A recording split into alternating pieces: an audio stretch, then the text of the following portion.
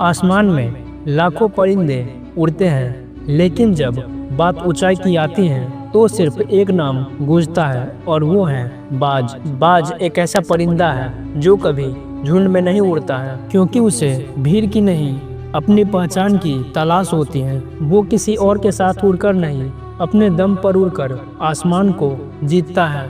जब बाकी पक्षी बारिश से बचने के लिए पैरों के नीचे छिपते हैं तो बाज उड़ते उड़ते बादलों के ऊपर चला जाता है, क्योंकि वो जानता है जो ऊपर उड़ता है उस तक तूफान कभी नहीं पहुंच सकता। बाज तब नहीं रुकता जब सब उसके खिलाफ हो।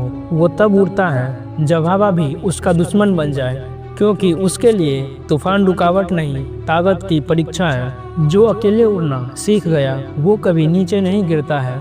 बाज के पंख सिर्फ उड़ने के लिए नहीं बने हैं, वो पंख बाज की सोच, बाज का एटीट्यूड और बाज की पहचान है। क्योंकि जो बाज की तरह सोचता है वो कभी छोटा नहीं सोचता। लेकिन क्या तुम जानते हो, जब एक बाज बूढ़ा होता है तो उसकी कहानी वहीं ख़त्म नहीं होती है, बल्कि वहीं से शुरू होती है।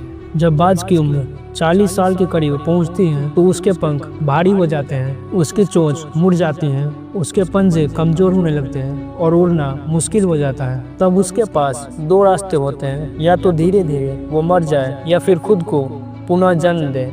और बाज वही करता है जो उन्हें महान बनाती है। वो एक ऊंचे पहाड़ की चोटी पर चला जाता है जहाँ न कोई और पक्षी पहुँच सकता है और न कोई शिकार। वो खुद को अकेलापन में ले जाता है। वो वहां जाकर अपनी चोंच को चट्टान पर मार मार कर तोड़ देता है। जरा सोचो, खुद की चोंच को तोड़ देना, क्योंकि उसे पता है पुरानी चोंच से नई जिंदगी नहीं मिल सकती। कुछ दिन बाद जब नई चोंच मिलती है तो अपने पुराने पंजे को उखाड़ देता है, अपने भारी पंख को तोड़ डालता है। वो दर्द को झेलता है, खून को बहाता है, लेकिन वो हार नहीं मानता। और कुछ महीनों बाद जब वो नया बनता है तो पहले से भी ऊंचा उड़ता है, पहले से भी तेज, पहले से भी खतरनाक। वो अब बाज नहीं है, एक ज्वालामुखी बन चुका है। यही है असल बाज का एटीट्यूड।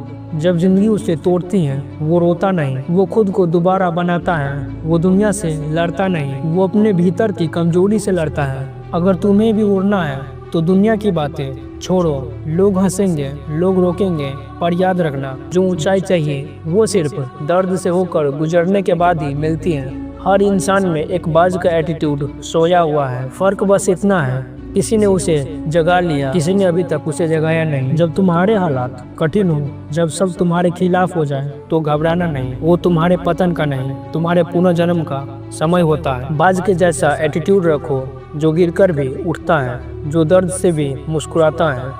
क्योंकि जब बाज उड़ता है तो आसमान हिलता है, उसकी नज़र अपने लक्ष्य पर होती है। न डर उस हवा से, न परवाह उस ऊंचाई से, बस एक ही आवाज़ होती है, मंजिल मेरी है।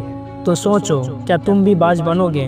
क्या तुम भी अपने डर को तोड़कर नई उड़ान भरोगे? अगर हाँ, तो आज से याद रखना, तूफान को आने दो, लोगों को हंसने दो, दर्द को बढ़ने दो, पर उड़ान रुकनी नहीं चाहिए। क्योंकि बाज सिर्फ उड़ता नहीं, वो उड़ने का मतलब ही सीखता है।